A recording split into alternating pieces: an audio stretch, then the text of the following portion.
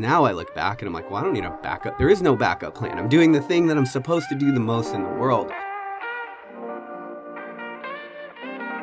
And so that's the solution for the problem I thought I was in. And as I got going down this, and I started really leaning into my message and the things that I was doing, I realized that nothing is more important to me than getting this message into the world.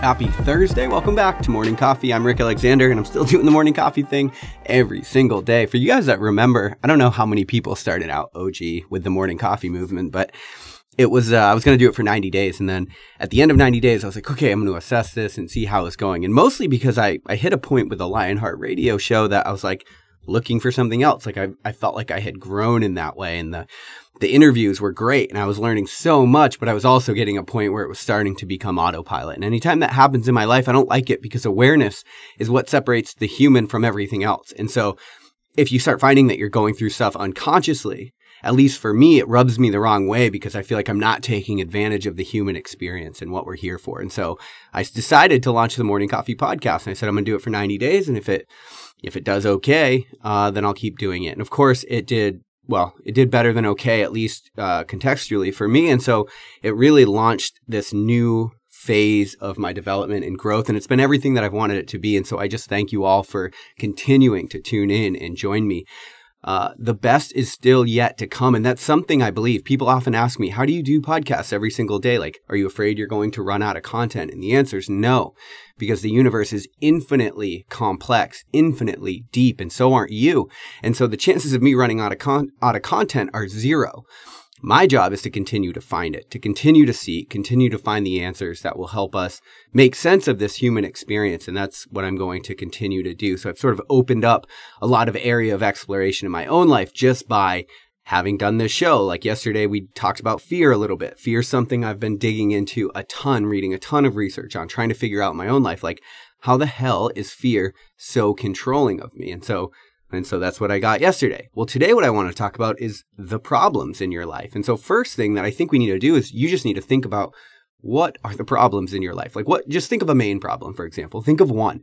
Think of something you've been battling with, that you've been struggling with, that you seem to feel stuck in the middle of. That's the key, right? It's like, so if a problem persists, a rule in my own life is if a problem persists for 90 days, then I've got to figure it out. Like, so for example, if I'm trying to do something like get a certain growth in my business or in my life or something, and 90 days go by and I'm earnestly trying and nothing has been done, like I haven't actually made progress in that area, well, then I add outside structure. I hire a coach, or I get rid of the problem, or I figure something else out, because to be stuck for more than 90 days is just insane to me. Like life is too short. We got to figure it out. We got to keep moving here. You can be really paralyzed by indecision if you don't find your way outside of a problem set. And so that's why the first part of today, it's important that you identify and visualize a problem in your own life. And so what I want to talk about today is a lesson that I've actually learned from Jordan Peterson. And it's something he said, but it kind of gets like lost in his main message. So for people that listen to a lot of Jordan Peterson, you're familiar with a lot of the stuff he talks about, like adopting responsibility and seeking truth and not lying and basic things that will really change your life if you can understand them and grasp them. But there's something else I've learned from him that has changed my life in really extreme ways. And so it's something that I wanted to share with you. And that thing is, if you can define the problem in the correct way, you're actually a fair bit into solving it.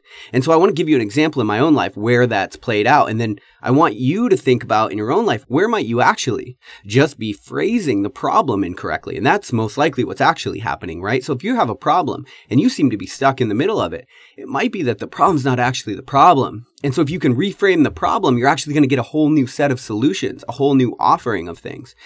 And so here's an example. So getting out of the military, I really wanted to go, and I talk about this a lot, but I really wanted to do the podcast and the write and the content creation and the coaching. I just felt like I had something to say for the world. And I'm like, I really want to do that.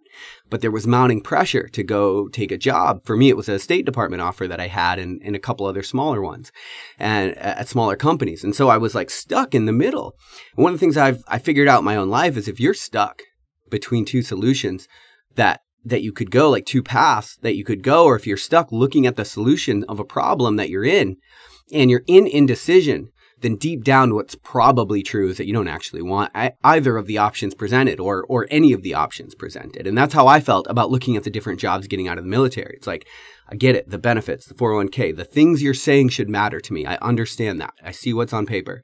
But for me, I had such trouble making the call because, well, I was stuck in indecision because deep down I didn't want either.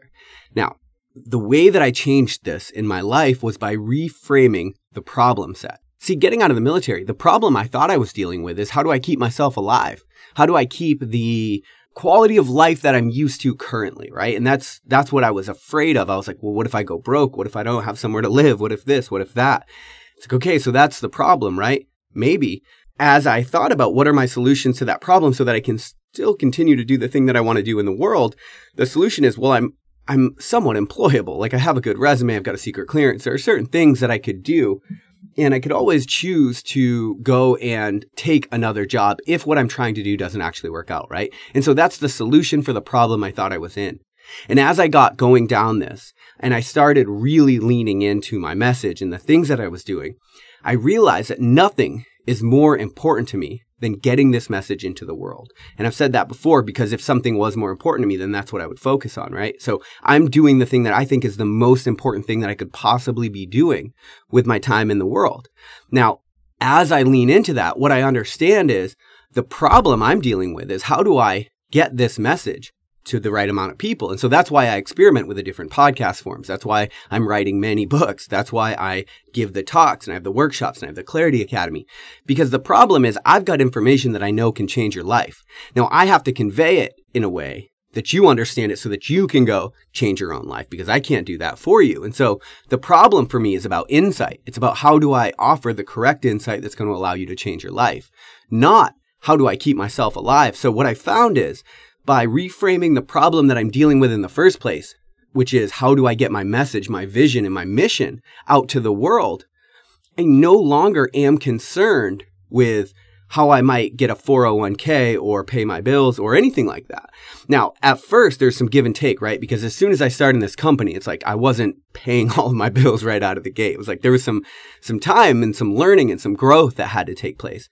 But as I leaned into it, I realized the problem wasn't actually the problem. See, I don't need to worry about that stuff. I need to worry about getting my mission out into the world. And by me doing that and being super committed to solving that problem, and that's the important part. I'm super committed to solving that problem, which means I will leave no rock unturned. I will explore all of the possible options for me to do that because that's the problem I'm solving. But in me doing that, I no longer had to worry about what I thought the problem was.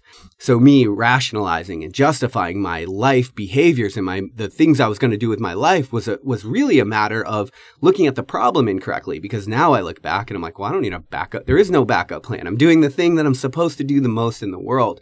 That's the problem that I need to be solving. And so perhaps in your life, there's a problem. Maybe you're stuck in it right now and you're trying to think, well, what the hell do I do here? Well, maybe you don't want any of the solution presented. And maybe what you really need to do is reframe the problem so it's more conducive. So it has a new set of solutions. See, because if you can frame the problem correctly, you're a good bit into answering it. And that's what I found. So by reframing my problem, I was way further into answering it. And I was no longer at the behest of like hoping that I had the right opportunities. It's like, no, this is an offensive move. I need a new problem that puts me in offense, not defense. And so don't you. Because if you really want to do something in this life, it requires a bit of an offensive position, right? You've got to have a creative mindset because you've got to create what it is that you want, the opportunities, especially now. Now that the 9-to-5, like the traditional do your time, become partner, get the gold watch model is dying in a lot of companies. It's now a creative problem on how you're going to spend your time with this life.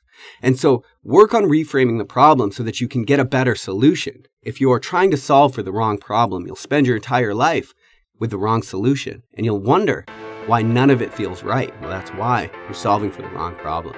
That's at least been my take. But I love you guys. We'll talk tomorrow on Morning Coffee. drinking a German beer with a Cuban cigar in the middle of Paris with a Dominican bar. Great head on her shoulder, she probably studied abroad. She transferred to Harvard from King's College in March. She says that I'm her favorite cause she admires the art. Michelangelo with the flow, Picasso with the bar. She's well put together like a piece by Gershwin, Renaissance style. Tonight is picture perfect, so smile and pack your bags real good, baby, cause you'll be gone for a while. Wow, wow. Girl, tell me how you feel. What's your fantasy, yo? I see it's on the beach down in Mexico. You can put your feet up, be my senorita. We ain't gotta rush, just take it slow. You'll be in the highlight, soaking up the sunlight. Anything you want, it's yours. I have you living life like you should. You say you never had it so good.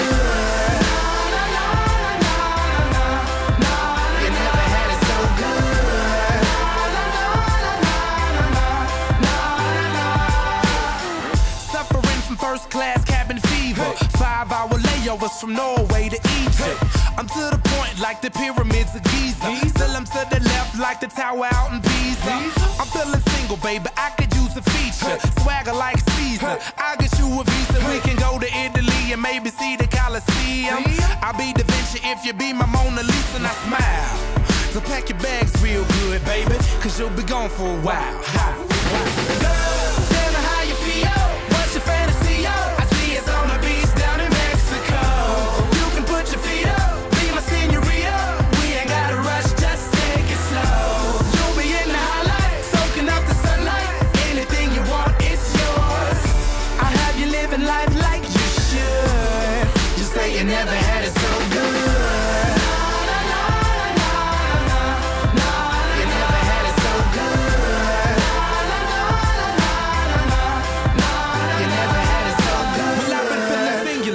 Let's make it plural. Spin the globe, wherever it lands, that's where we'll go. We'll hit up Europe, yeah, and spend some euros. Or maybe visit Berlin, the walls with the murals. This is your month, baby, sign of the Virgo. Private reservations, glasses full of Merlot. A rosé, a burgundy, traveling like turbo. Brush up on your Espanol, we're Barcelona bound, so smile. So pack your bags real good, baby, cause you'll be gone for a while. Wow, wow.